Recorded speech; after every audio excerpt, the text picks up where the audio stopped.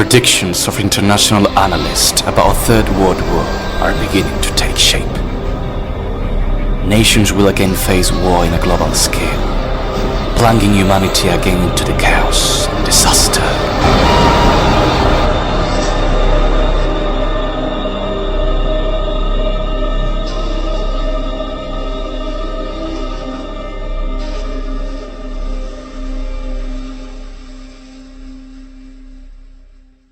Anyone who is engaged in monitoring what is happening every day will realize that we are faced with a critical and delicate situation.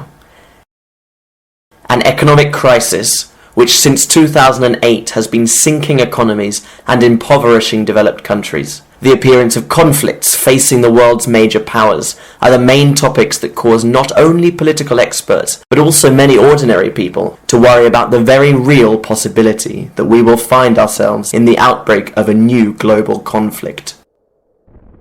The war in Syria started in 2011 between the Syrian government and the rebels, involving crucially Russia and the United States, with Putin supporting Bashar al-Assad and Obama supporting the rebel side. Russia is not willing to allow the US and its allies to invade Syria, since in addition to Syria being an important ally of Russia, Russia has a naval base in the Syrian city of Tartus, making Syria strategically important for Russia in the Middle East. Not only does Syria have the support of Russia, China and Iran are other allies of Assad who are not willing to see the West invade Syria. Russia has for a long time provided military equipment to the Syrian army and sent warships to the area, recently also adding air support to the forces of Assad, as well as the sending of troops by Iran. On the other side are the alliance of America and their allies, bombarding Syrian territory and supporting the rebel enemies of Assad. Therefore, a clash between these powers and the attacks that are happening, or a clear ground invasion by the White House and NATO in Syria, would almost certainly lead to the worsening of the conflict, pushing other major nations to enter and cause the outbreak of a war on a large scale. Something similar is happening with the conflict in Ukraine. A conflict started in 2014 by the annexation of Ukrainian territories by Russia, with the ensuing confrontation between the forces of the Ukrainian government and the pro-Russian rebels. Since then, a race has happened in which Russia has been, according to reliable sources, sending troops, tanks and weapons to the pro-Russian separatists, while the European Union, together with NATO and the United States, have been doing the same thing with the government of Ukraine, a conflict that faces principally the US and Russia, as well as the European Union and NATO. Despite no direct conflict having yet occurred, from the year 2013, tensions have heightened between the two Koreas, even reaching the breaking of the Armistice of 1953, which had set in stone the non-aggression between the two countries. The North Korean regime of Kim Jong-un is carrying out several nuclear test detonations, not only as a show of force, but as a response to the economic sanctions that the UN has applied to this country, and the maneuvers of American and South Korean combat forces underway in waters close to North Korea. The resumption of a conflict between North Korea and South Korea, with the participation of the US supporting the latter, would also likely see the involvement of Russia, and especially China, supporting the North Korean regime. Iran's nuclear program, which the government of Iran says has the objective of improvements to healthcare, has made powers such as Israel and the United States suspicious, arguing that the true purpose of the program is to create nuclear bombs to attack their respective countries, leading these countries together with Europe to enforce economic sanctions against Iran to deter them from building their suspected weapons of mass destruction. This situation has led to escalating tensions, especially between Iran and Israel, with the latter declaring itself willing to attack Iran to stop its nuclear program. Arguably, the worst outcome would be that the US and Israel invade Iran. Russia and China would likely also support Iran without hesitation. We should also note the complex diplomatic situation between the US and Venezuela. The economic crisis, which has for several years consumed Venezuela, has resulted in bloody protests against the government of Nicolás Maduro, with the United States punishing it with harsh economic sanctions. If the US attempted to invade Venezuela under the pretext of protecting the civilian population, a serious conflict could begin that would involve other allies of Venezuela, including several Latin American countries, as well as possibly also Russia and China. If we consider all these rising diplomatic tensions and potential conflicts confronting the world's major powers, along with the global economic crisis we are suffering, it is not difficult to imagine the outbreak of a world war on an unprecedented scale. But should we really be worried? Or will the outbreak of this global conflict just be a distant possibility, even with all these conflicts and tensions? There have been countless localized conflicts since the end of World War II, so why should we listen to pessimism and alarmist warnings? Arguably, the best way to understand whether the most powerful nations are considering the possibility of war is to look at what decisions they are making. For example, the Chinese government is without transparency, increasing its military strength and expanding its territory in the sea and air, multiplying its military budget by 4 in 10 years, and heightening tensions with rivals such as Japan, South Korea, and the US. China has also increased its rice imports from 575,000 tons of rice in 2011 to 2.6 million tons in 2012. What is alarming about all of this is that all of this imported rice is being stored. The Chinese government has in recent years been building huge cities with the capacity for 64 million people, already completed but still uninhabited, built in areas far from existing settlements, for example in the Mongolian desert. Notably, Russia built 5,000 underground shelters in Moscow in 2012. Russian government officials have stated that these bunkers are for the general population, and this project is carried out by way of caution, and not as a way of creating panic about future events. On the other hand, Europe has quickly designed, built, and equipped the so-called Doomsday Seed Vault in Svalbard, Norway, which contains tens of thousands of seed varieties. It can reasonably be assumed that these seeds are being preserved in case of a major event, such as a nuclear war or a natural disaster. Russia, for its part, is also creating a warehouse with the DNA of virtually all living beings on Earth, and some already extinct, through the Moscow State University. The project seeks to collect DNA from all beings existing to freeze and preserve them, and has financial support from the Russian government of $194 million. On the other hand, the government of the United States has been accumulating tens of millions of emergency meals and other supplies, regionalizing their emergency nationwide distribution centers. The government has also bought nearly 2 million units of ammunition in recent years, and the Pentagon has been actively developing and practicing live simulations for situations from economic collapse to large-scale and consistent civil unrest. Since 2012, Russia has begun modernizing its missile system, producing S-400 Triumph missiles, which are surface-to-air missiles, with bases located in coastal and border areas of the country. Vladimir Putin approved on December 26, 2014, a new military doctrine that sees the US and NATO as their biggest threats. Putin also announced on June 16, 2015, that Russia is increasing its nuclear arsenal, adding more than 40 intercontinental ballistic missiles to its equipment, following a complaint by the Russian authorities about an apparent US plan to deploy tanks and weapons on the borders shared by NATO states with Russia.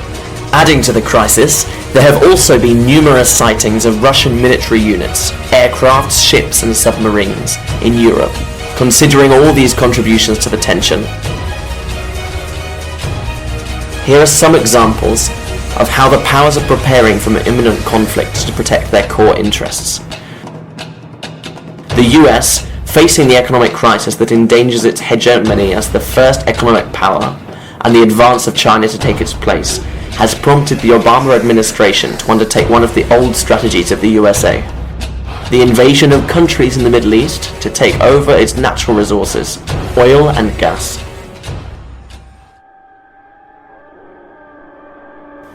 And for this reason, the US has her eye on countries such as Syria, Iran and Venezuela, countries rich in oil and gas.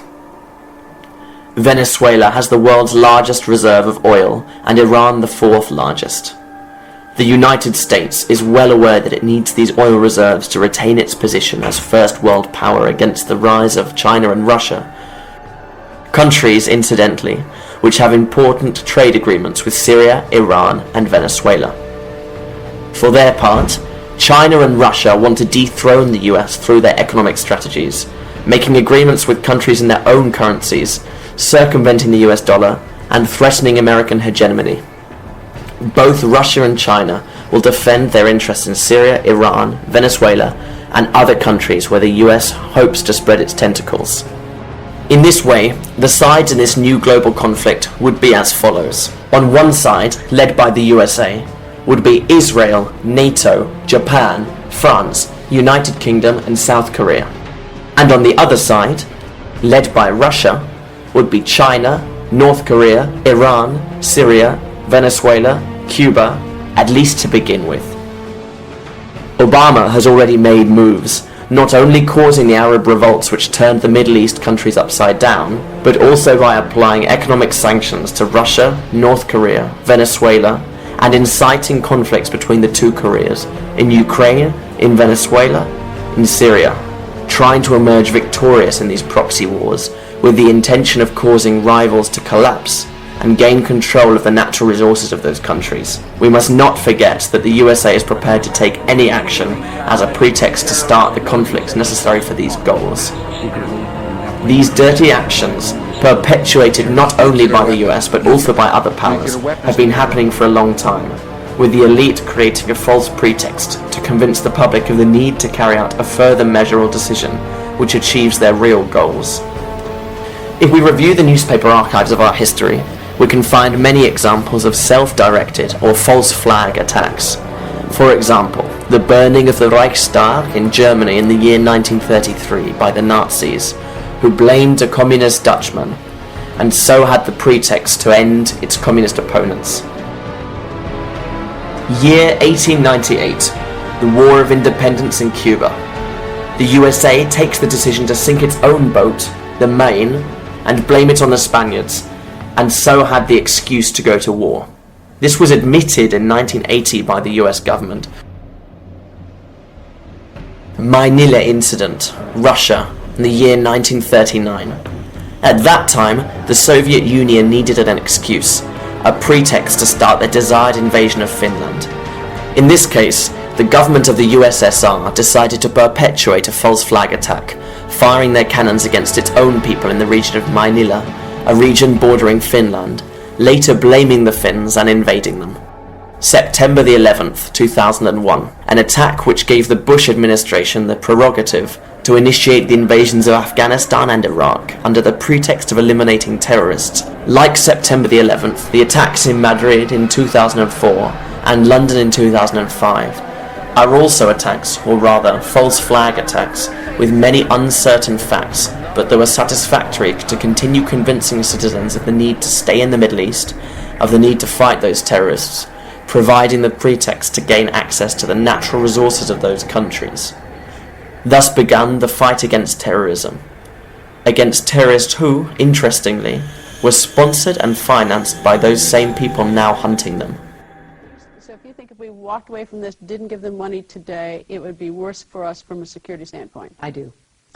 We're building a relationship that just did not exist. I said in our last trip when you were with me that we had a huge trust deficit, in part because the United States had, to be fair, we had helped to create the problem we're now fighting. How? Because when the Soviet Union invaded Afghanistan, we had this brilliant idea that we were going to come to Pakistan and create a force of mujahideen, equip them with Stinger missiles and everything else to go after. The same story now governs ISIS, or Islamic State, the terrorist group formed from part of Al-Qaeda, whose funding comes mainly from the US and its Middle Eastern allies. The creation of the Islamic State has had the effect of increasing instability and the chaos already previously provoked by the West, with the fueling of the Arab revolts in 2011 in Tunisia, Libya, Syria, to topple the governments of those countries and gain access to their resources. There is evidence that the US has been financing these revolutions, and even mercenaries in these countries, forming the so-called rebel armies that have been supplied with weapons by both Europe and the US, which then ended up in the hands of jihadists, because in these rebel groups, there are not only US-funded mercenaries, there are also jihadis from Al-Qaeda or ISIS. This close relationship between mercenaries and jihadists is the result of a company responsible for training and providing mercenaries to governments wishing to hire for their activities. A company who curiously calls itself ISIS, standing for Integrated Systems Improvement Services. It is a company that offers security, intelligence, technology and training to governments and private companies. This company is strategically positioned around the world, with a team of highly accredited management staff. After the emergence of ISIS and the consequent disclosure of this information that connects the company with a terrorist group, the company decided to change its name, called at present SIS, Special Intelligence Service, as a way to distance themselves from that more than suspicious coincidence. Israeli Prime Minister Netanyahu has stated on several occasions that Iran has been financing terrorist groups, thus implicating Iran in a possible nuclear false flag attack in which Iran would have allegedly provided nuclear weapons to jihadists. Thus, the US and its allies would have the pretext to invade Iran.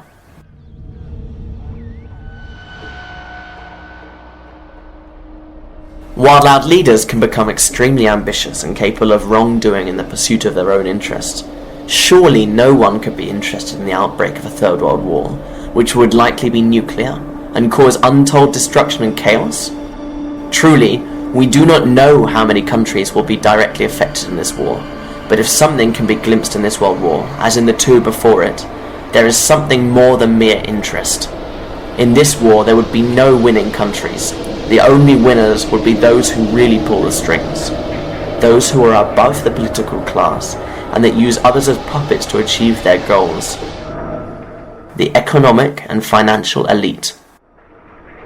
And although large employers are found in this elite, bankers for example, that would be seriously damaged by a global nuclear war, the real elite has objectives that are not economic but rather about power and control.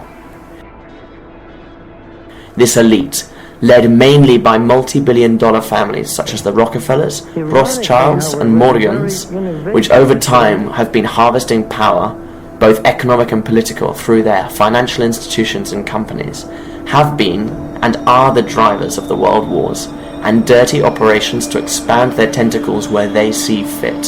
Through the instigation of these world wars, the elite has not only been increasing economic benefits, but expanding its control over the system, achieving concrete goals that would lead them slowly to their ultimate goals with every war. But what would be the goals of the elite in this new world war? Firstly, reduction of the population. Personalities such as David Rockefeller and Bill Gates have expressed concern about the number of human beings that inhabit the planet, and the need therefore to reduce the world's population. They say that we are already almost 8,000 million and growing, in a world of finite natural resources. Not only would reducing the global population reduce the pressure on finite resources, it would also allow them to exercise greater control more easily upon humanity. A nuclear war is perfect for killing thousands of millions of people, which are a hindrance to the elite. Those countries that are not affected directly by the conflict, for example from the fall of nuclear weapons, will be severely affected by the null presence or shortage of food, which will result in madness among citizens, killing for the last remaining resources, or simply starving to death. Secondly, end states and completely sink the global economy. One of the important goals with this world war is the destruction of states, which is necessary to sink economies, increasing employment to 100%, causing money to lose its value, and ferment panic and chaos in the citizenship, who would have to compete forcibly for the last food in the supermarkets to survive, creating serious unrest among every population. This will lead to a political power vacuum, and thus people will be left without political guidelines, without anyone to maintain order in each country, creating an international situation of lack of control, which will cause humanity to be more receptive to the introduction of a new world order. At this point, it is important to consider the mass migrations that are occurring in Europe by people affected by conflicts, particularly in Syria, which could lead to the collapse of the European states, and ultimately chaos and division. Thirdly, destruction of morals. This Third World War could also cause the collapse of morals, values, even hope of the human being, bringing him to despair and nihilism. In this way, the population will be more easily tempted by any form of order that can offer a return to hope and values.